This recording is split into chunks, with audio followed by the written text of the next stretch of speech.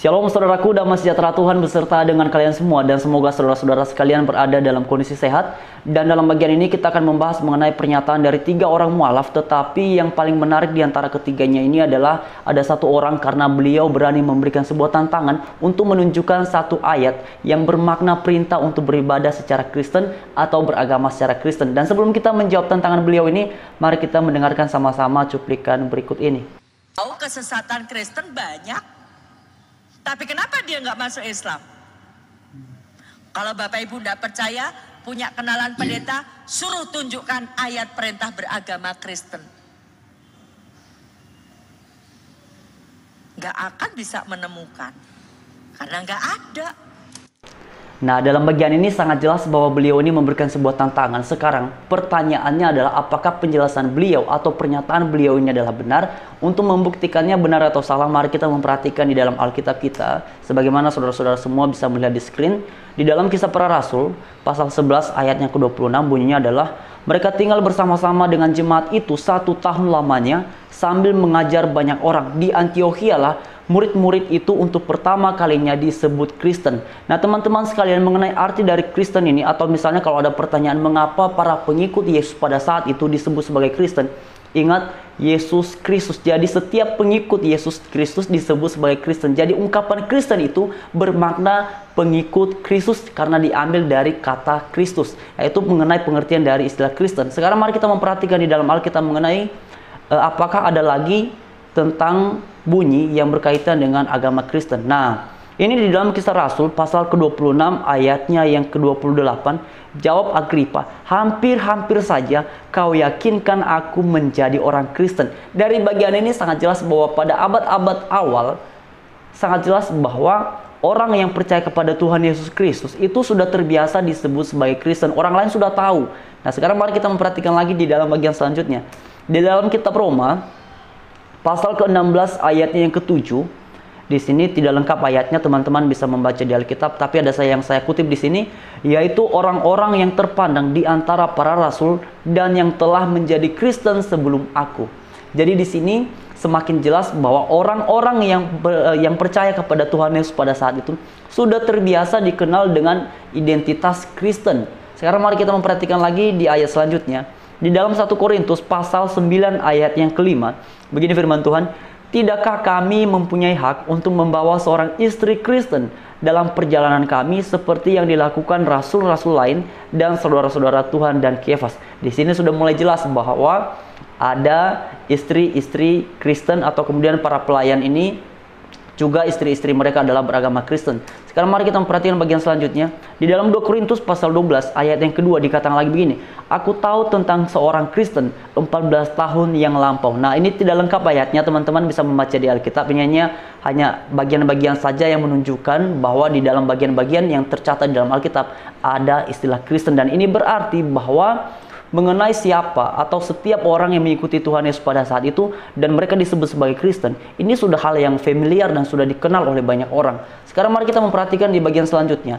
Di dalam 2 Korintus pasal 12 ayat kedua, yang tadi ini, di dalam 1 Petrus pasal 4 ayatnya yang ke-16 dikatakan bahwa tetapi jika ia menderita sebagai orang Kristen, maka janganlah ia malu, melainkan hendaklah ia memuliakan Allah dalam nama Kristus itu. Disinilah sangat jelas ungkapan mengenai kita beribadah secara Kristen. Karena itulah Rasul Petrus berkata, tetapi jika ia menderita sebagai orang Kristen. Ingat, segala sesuatu yang kita lakukan sebagaimana dicatat dalam kitab Roma pasal 12 ayat 1 dan kedua, bahwa yang menjadi ibadah kita adalah apa yang kita kerjakan. Karena itulah dikatakan, persembahkanlah tubuhmu sebagai persembahan yang hidup. Nah, jadi saudara-saudara sekalian, mengenai tadi tantangan beliau bahwa adakah ayat yang kemudian bermakna atau menunjukkan sebagai sebuah perintah di dalam Alkitab beragama atau beribadah secara Kristen. Ini ada beberapa ayatnya sangat jelas. Dan dengan demikian, mengenai pernyataan beliau ini maka dapat dikategorikan, ini bukan menunjukkan bahwa beliau ini mengetahui tentang kekristenan, tetapi pernyataan tersebut dengan jelas menegaskan bahwa beliau ini sama sekali tidak mengerti tentang kekristenan, khususnya berkaitan dengan Alkitab Kristen. Dan dengan demikian maka beliau pernyataannya gugur dengan sendirinya dan tantangannya sudah terjawab. Sekarang mari kita memperhatikan penjelasan beliau selanjutnya. Tapi kenapa dia tetap di Kristen? dia masuk Islam, dia kehilangan pekerjaan sebagai pendeta, dia kehilangan penghasilan. Gaji pendeta kalau di Solo ada yang 5 juta. Dapat rumah, dapat mobil, uang rekreasi, uang pengobatan. Bahkan kalau di gereja Jawa, gereja GPIB, itu sistemnya seperti pegawai negeri. Begitu lulus pendeta, golongannya 3A. Dapat pensiun. Kalau dia masuk Islam, kehilangan semuanya. Nah, saudara-saudara sekalian, yang pertama adalah mengenai penjelasan beliau bahwa ketika menjadi seorang pendeta kemudian ada upah yang diperoleh. Sebenarnya ini pernyataan yang kemudian tidak begitu menarik, karena kalau misalnya kita jujur, siapakah yang bisa membuktikan bahwa setelah beliau ini selesai ceramah, siapakah yang bisa membuktikan bahwa beliau tidak mendapatkan ucapan terima kasih dari jemaat yang hadir pada saat itu, atau setidaknya dari pihak panitia yang mengundangnya. Itu hal yang wajar sekali dan itu bukan sesuatu yang istimewa. Tapi kemudian mengenai pernyataannya bahwa gaji pendeta itu diumpamakan pendeta itu seperti PNS. Memang ada di gereja-gereja tertentu yang mana kalau gerejanya sudah mapan secara ekonomi atau secara finansial, bisa saja para pelayan yang ada di dalamnya diberikan ucapan terima kasih dalam bentuk uang atau dalam bentuk apapun, dalam bentuk fasilitas, bisa saja. Tetapi yang menjadi prinsip utamanya adalah kehidupan para pelayan, kehidupan para pendeta itu tidak boleh menjadi beban bagi jemaat manapun. Tidak boleh menjadi beban bagi jemaat yang bergereja di gereja tertentu yang mana orang-orang kemudian yang disebut sebagai pendeta melayani di situ. Tidak boleh.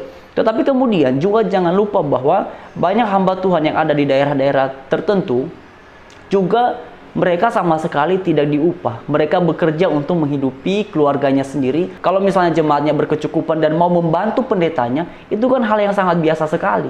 Jadi sebenarnya mengenai pernyataan beliau ini benar-benar tidak relevansi sebenarnya kalau berbicara mengapa para pendeta takut atau tidak mau masuk Islam. Sekarang kita dengarkan pernyataan dua mualaf lainnya dalam cuplikan video yang singkat ini. Penghasilan yang luar biasa, Pak. Emang dunia ini milik mereka, surganya mereka. Jadi kalau mereka kaya, wajar surganya. Oke. Berapa penghasilan saya? 100 juta satu bulan. Berapa penghasilan saya? 100 juta satu bulan. Berapa penghasilan saya? 100 juta satu bulan. Nah, saudara sekalian, ini seperti yang sudah saya pernah sampaikan di konten sebelumnya, bahwa ada beberapa klaim yang serupa dengan para mualaf ini. Misalnya kalau mereka tidak mengaku bahwa mereka memiliki posisi strategis dalam lembaga-lembaga misi Kristen, walaupun sebenarnya ada yang menyebutnya lembaga misi internasional, nasional, dan semacamnya. Dan kemudian mereka juga sering berkata mereka memiliki penghasilan atau gaji yang besar. Beliau ini berani mengklaim bahwa gajinya adalah 100 juta per bulan. Saya sangat ragu dengan pernyataan ini, karena kalau tidak ada buktinya, ini setiap orang pun juga bisa memberikan pengakuan yang demikian. Tetapi selama pengamatan saya, tidak ada pendeta yang digaji dengan nominal yang seperti itu. Siapa yang gaji itu?